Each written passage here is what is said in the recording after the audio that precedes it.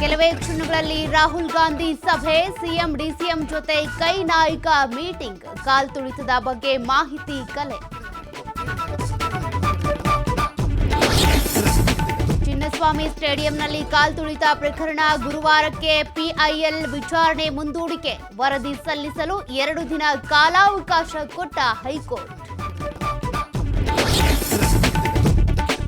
ಕಾಲ್ ತುಳಿತ ಪ್ರಕರಣದ ಸಿಐಡಿ ತನಿಖೆ ಚುರುಕು, ಸ್ಥಳ ಮಹಜರು ಪ್ರಕ್ರಿಯೆ ಮುಗಿಸಿದ ಟೀಮ್, 4 ಆರೋಪಿಗಳನ್ನ ಬಾಡಿ ವಾರೆಂಟ್ ಮೇಲೆ ಕಸ್ಟಡಿಗೆ ಪಡೆಯುವ ಸಾಧ್ಯತೆ.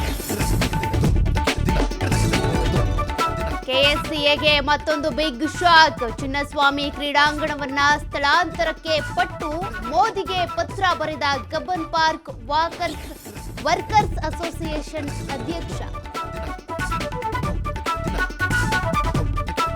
ಸಿಂಗಾಪುರ ಹಡಗು ಕೇರಳದಲ್ಲಿ ಬೆಂಕಿಗಾಹುತಿ ಪ್ರಕರಣ ಮುಂದುವರಿದ, ಬೆಂಕಿ ನಂದಿಸುವ ಕಾರ್ಯ, ಮಾಹಿತಿ ನೀಡಿದ ಭಾರತೀಯ ರಕ್ಷಣಾ ಪಡೆ.